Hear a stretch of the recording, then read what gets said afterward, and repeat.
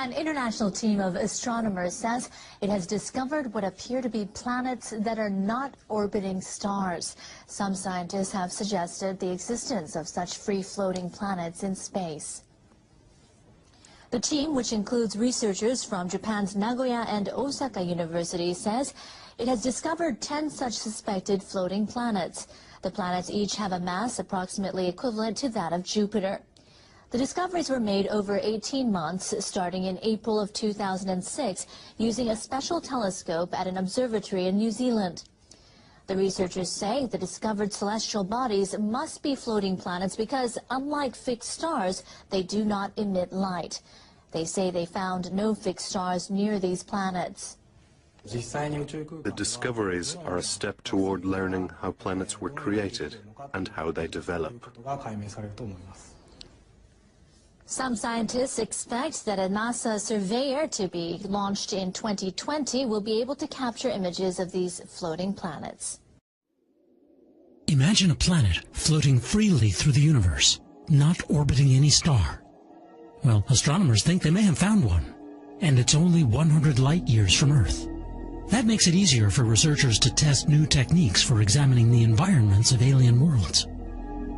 It's possible this could be a small failed star, a so-called brown dwarf. Or it could be a true planet that formed around a star, but was kicked out in a slam dance of gravitational dynamics. Whatever it is, there could be many more of them. Several new studies point to a model of the universe in which rogue planets outnumber main sequence stars by more than 2 to 1. Hello everyone, you're watching Radio RWJ. And today I have some news for you about the rogue planet, Planet X.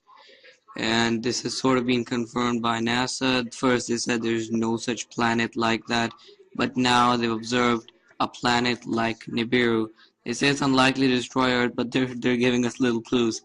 Now I'm not sure if this planet is or may not, attack Earth or be, anything bad for Earth. I'm not sure about that, but NASA's confirmed that it exists. First they said there's no such object in our solar system, but now they're starting to give us an idea that it may be there. And this may cause a disruption in Earth, and no one's really sure right now what's going on. There's the Mayan conspiracy, there's the zombies attack that's going on, and earthquakes. Level of earthquakes this year have been phenomenal. If you want to read over, I'll read it for you. The ancient Mayan calendar comes to an end on December 21st this year. Mayans, yes, intelligent people, but I don't think that's the main reason why the world will end, just because their calendar ends. But 2012 has been a really, really crazy year. We've seen earthquakes magnitude 9.0, maybe above. And if you have the earthquake app, you can get that for Windows and even iOS. You can see the amount of 6 and 5.6 earthquakes on the Richter scale that are happening these days. It's every single day you have one or another 6 or 5.6 earthquake, and the amount of stuff that's happened. And there's an asteroid DA14 is going to come really close to our that's going to come really close to Earth, and the scientists are saying it's not going to impact, but no one knows yet what's going to happen. I guess we just have to wait December 21st, 2012, because right now, not much. Lots has happened. You can't say nothing has happened this year. This is a really big global change. You can't say what is happening this year is a normal change. This is a global catastrophe. I don't want to sound like one of those really weird people saying, oh, the world's gonna end and stuff like that, but well, the facts are there, so I'm just giving it to the people, showing them what's happening in today's world. So yeah, so this has been a little video about telling you about that NASA has confirmed planet like Nibiru or Planet X, whichever you may. First they said it didn't exist, now they're saying it exists, but they're saying it will not harm planet Earth. But let's just see what happens. I know it seems like a really weird thing to just sit and die, but not do anything. I'm not going to tell anyone to prepare. If you want to prepare, you could. I'm not stopping you from preparing. I'm not telling you to prepare. I thank you.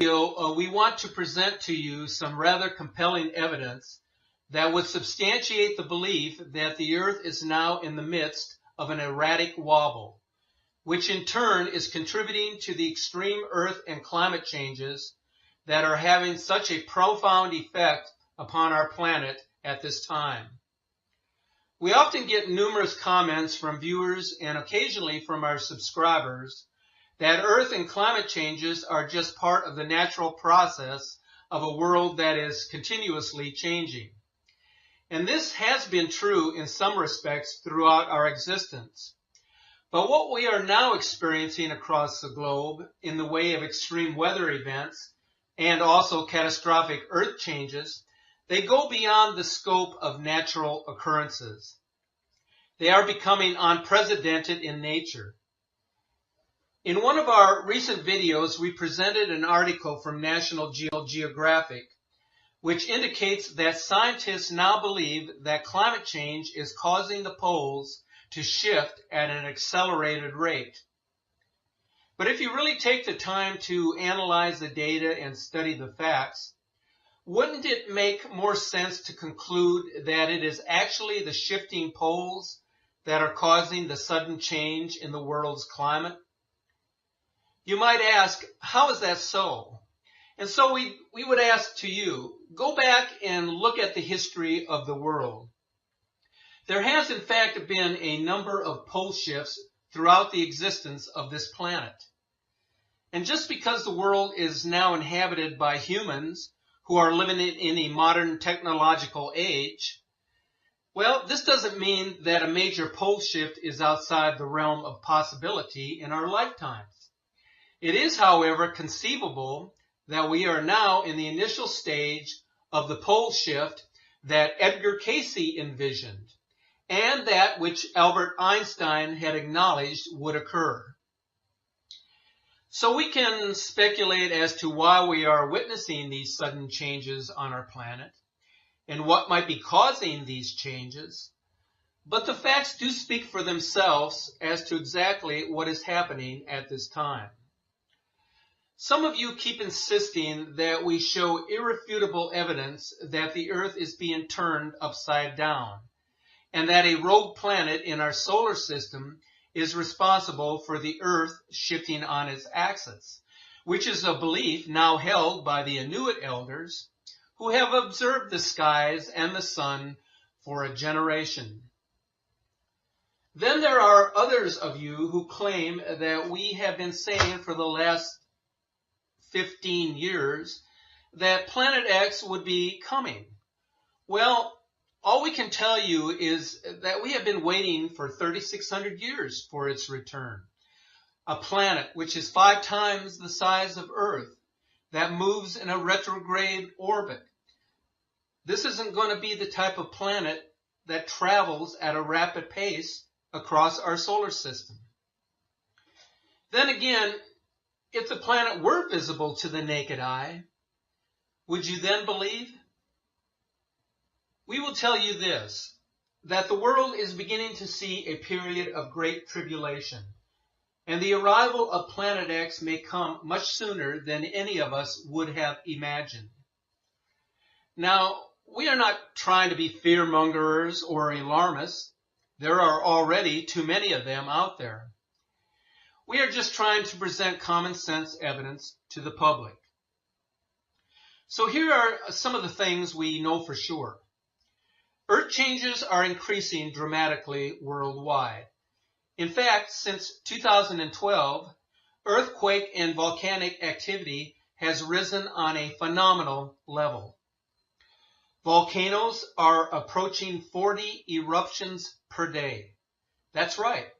Hard to believe, but true.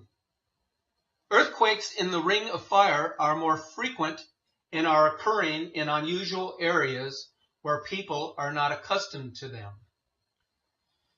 So first off, let's examine the details of the unprecedented earthquakes happening in 2016.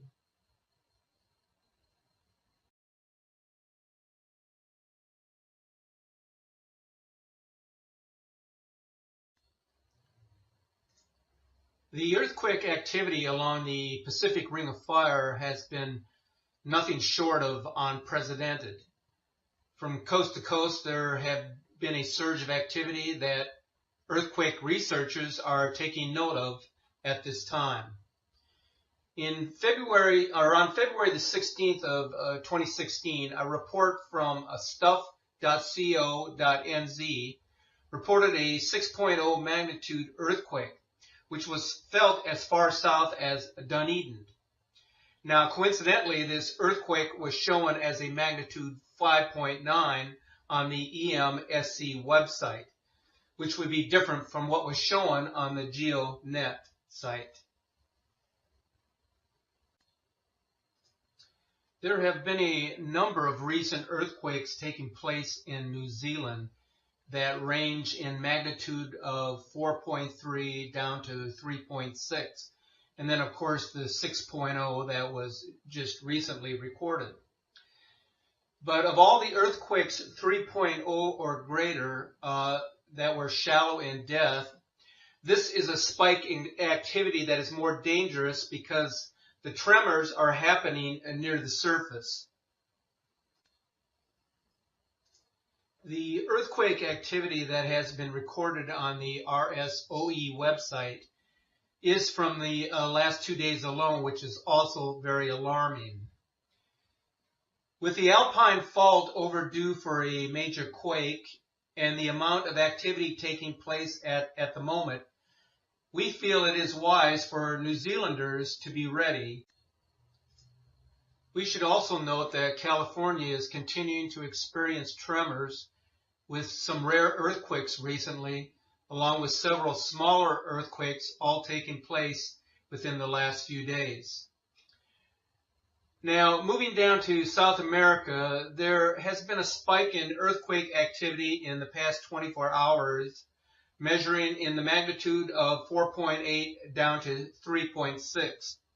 Now, this is a signal for pressure building up along these plates, and that pressure has to release at some point in time.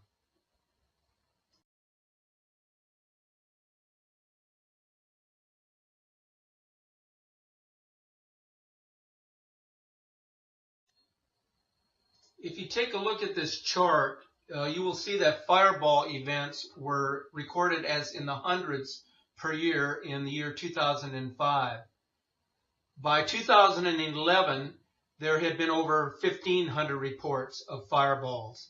And since that time, it has dramatically increased to where in the year 2015, there were over 9,000 reports of fireballs. Now, it's interesting to note that the frequency of fireballs has increased by 120% between the years 2013 and 2014, and has risen another 20% between the years 2014 and 2015. Now, this is a significant increase, and it should be generating a lot of attention, but if it is, then it's being done very quietly behind closed doors. Now, looking at NASA's data month by month, we see that the fireball frequency is most concentrated in the months of August to December. However, the numbers for June and July are also increasing significantly, suggesting that the area of space from which asteroid and comet debris is reaching Earth, and consequently into which the solar system is moving, is increasing in size. NASA has also published data for near-Earth asteroids, or NEAs, discoveries since 1995. Their data shows a consistent increase in asteroid numbers from 1998 through the year 2013, and significant increases for 2014 and 2015, which shadows the big increases in fireballs that were observed over those 2 years.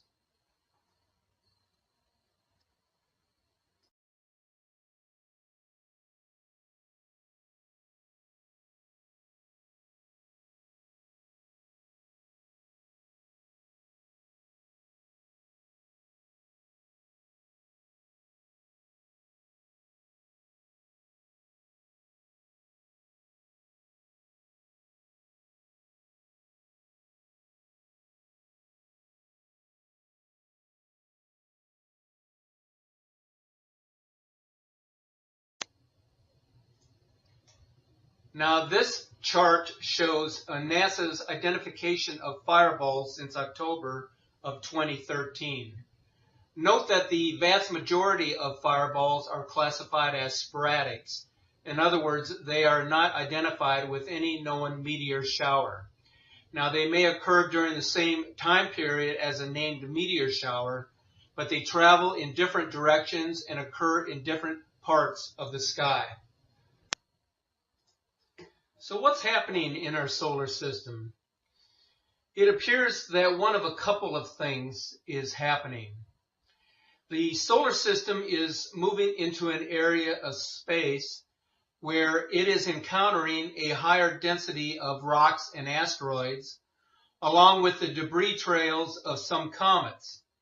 Or something such as Nemesis is approaching the inner solar system and perturbing comets and asteroids from the Kuiper belt and or the Oort cloud. Now, the two scenarios are not exclusive, but the first scenario could also be triggered by the second. The Nemesis hypothesis proposes that the Sun has a companion star, a brown or red dwarf, in a highly elliptical orbit that periodically disturbs comets and asteroids in the Oort cloud, causing a large increase in the number of comets visiting the inner solar system and a consequential increase in impact events on Earth. Now, we're being told that the Nemesis twin sun has yet to be detected by NASA's Wide Field Infrared Survey Explorer telescope. But WISE has discovered several brown dwarfs in neighboring star systems. So, what exactly is happening in 2016? Well, as you will see by this chart, the fireballs continue to significantly increase.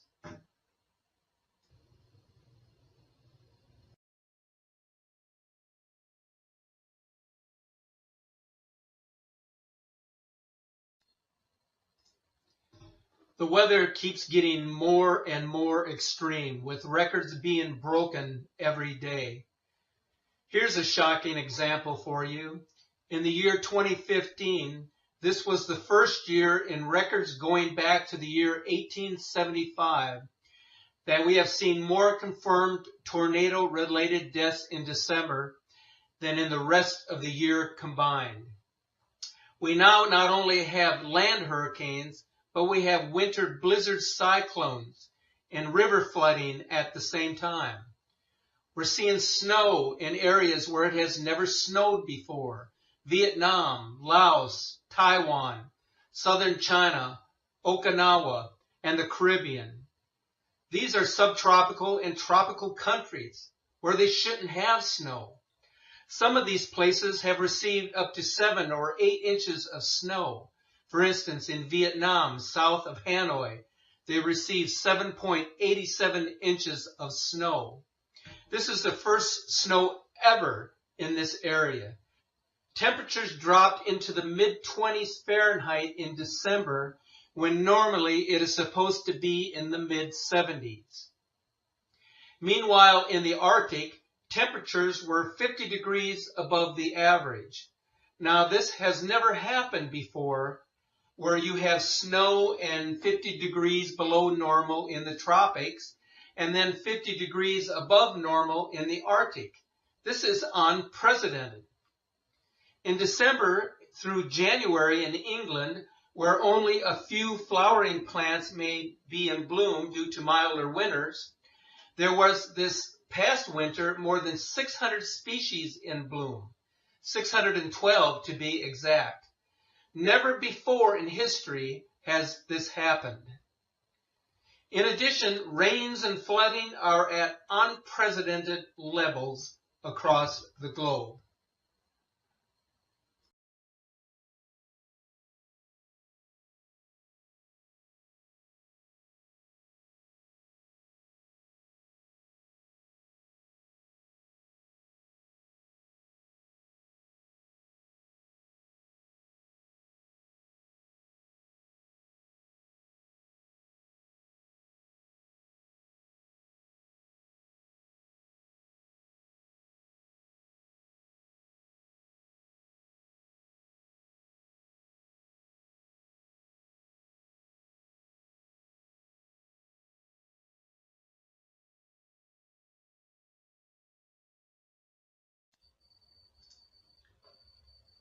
So one can argue that there is certainly evidence of the Planet X effect upon the entire Earth, causing it to wobble, which in turn causes seismic and volcanic activity, as well as extreme weather.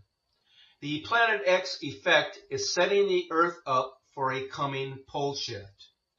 The world's elite know this is coming.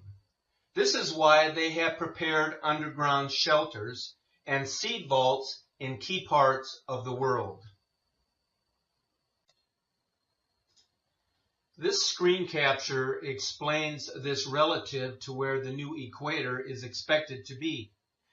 The hypothesis of a major pole shift is the belief that during the shift, the North Pole and the Arctic Circle will be pushed considerably to the south, thus causing the southern hemisphere and Antarctica to be pushed further north above the line of the equator. Now, we can see this playing out relative to this image, in which the Arctic Circle has been pushed into the region which is now South America, whereby the equator is no longer a straight line dividing the northern and southern hemispheres, but rather an erratic line that has been pushed much further to the north, where it is now situated in the heart of North America before dipping down to reach the southern tip of Australia.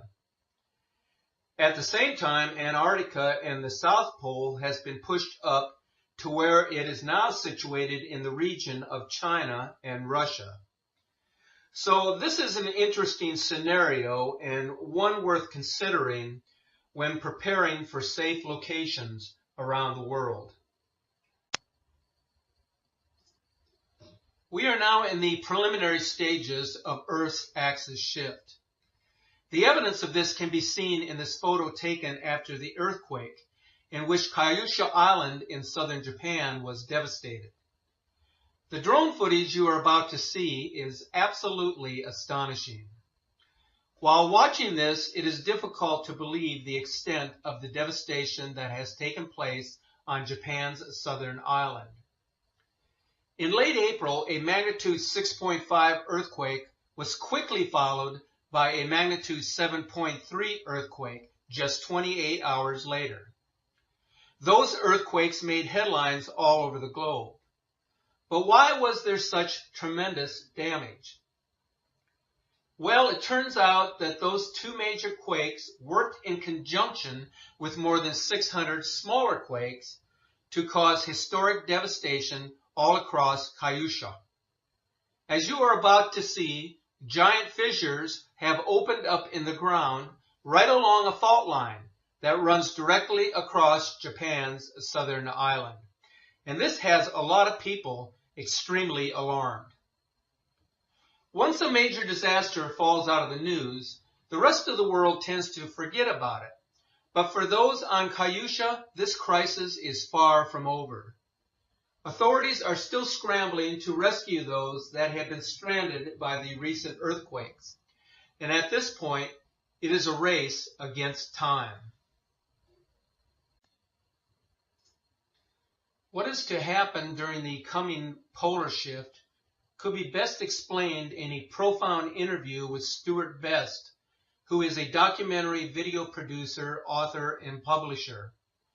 As you listen to this 13-minute interview, you will be overwhelmed by his expertise regarding the coming pole shift, accompanied by a series of megaquakes and the days of darkness brought on by the arrival of Planet X.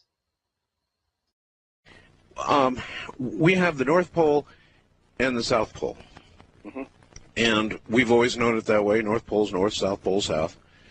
And so it is. But it may not have been that way forever, and there is significant scientific evidence, perhaps even conclusive, that there have been prior polar shifts. In other words, where north goes south and south goes north, right? That's right. Now, absolutely. Now, how many times in our Earth's history do we think this has occurred? Well, it depends on the experts you look at, but from what we can gather, probably 7 to 8 times. They're just, I think partially they're guessing because of records, but it has happened a considerable number of times. From a biblical perspective, there is at least probably 2. I believe there was one before the creation of Adam and Eve, mm-hmm. that you'll find in Genesis. And then it appears as though when the time of Noah's flood came, that also may have incorporated at least a partial polar shift, if not a total one. And then a very interesting event occurred in the days of Peleg, which occurred maybe 250 to 300 years after the flood, in which it says the earth was divided, and that would have been a gigantic earthquake, which, according to the ancient records, set up the nations as we know them today. The continents? Did it actually change continental formations? I mean, all right, well, let's get down to it. What do we think occurs? Oh, God, so many questions. First of all, how quick would a polar reversal occur? Well, the actual polar reversal, from what we can gain from the scriptures and from other documents, ancient documents, it occurs very rapidly, usually within a one-day period. So it occurs, when it finally goes, it goes extremely rapidly. A one-day period? Yes. And in one day, the North Pole goes to roughly the South Pole or some new location, and South goes to North? Yes. Okay, if that were to occur, what is our best guess about what would happen? Total destruction, basically. It would depend on where you were on the Earth's surface at the time the shift occurred, the direction of the shift. Let's say I'm in Nevada. I would think from the prophecies you'd be in a lot of trouble. Well, what do you mean? I think everybody in the United States of America is going to be in a lot of trouble. Because a shift... Define trouble. Destruction. You mean dead? Death, yes. Well, what would kill us? Well, let me just quote you from Isaiah, for example. Behold, the Lord maketh the earth empty, and maketh it waste, and turneth it upside down, and scattereth abroad the inhabitants thereof. Okay, translate that into what that might mean scientifically. Well, scientifically, that would mean that in a very short period of time, the North Pole becomes the South Pole, right, and actually probably goes beyond it. Sure. Because... no, but I mean effects. When that happened, what... Total destruction. By what means?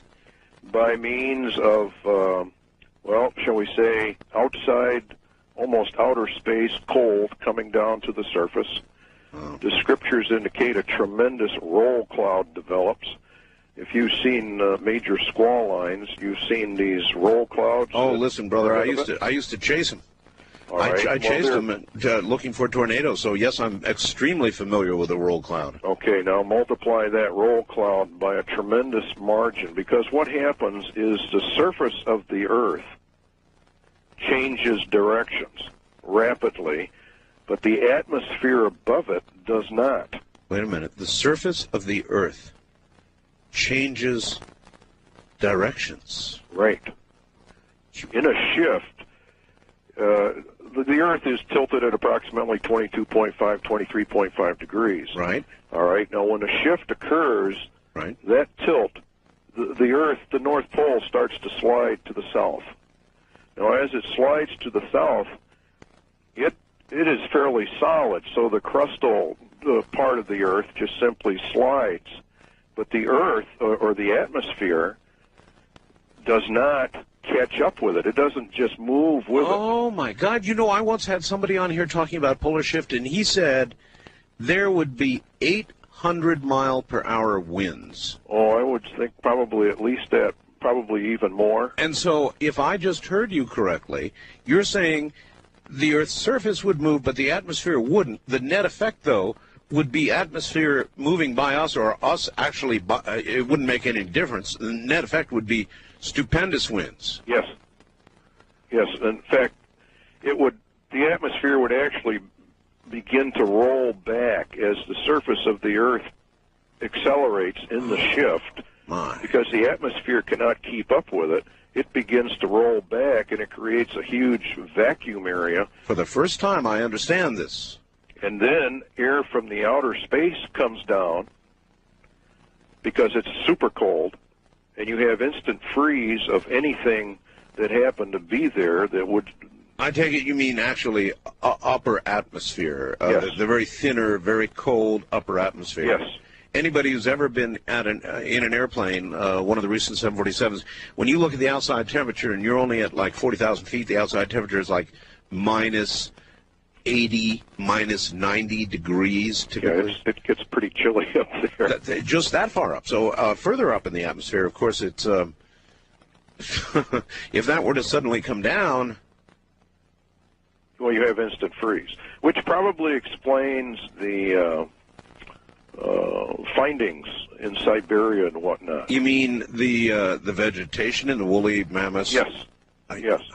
Instant freeze. They were quick frozen in a split second. The only thing that would do that is super cold air approaching, because of wind chill factors. And it would have to be very fast. Oh, instantaneous. They would never know what hit them. Nobody would know what hit them. There will be warning signs. Like what? Well, we're already getting the warning signs. We're seeing changes in the weather patterns. The patterns are getting more and more violent.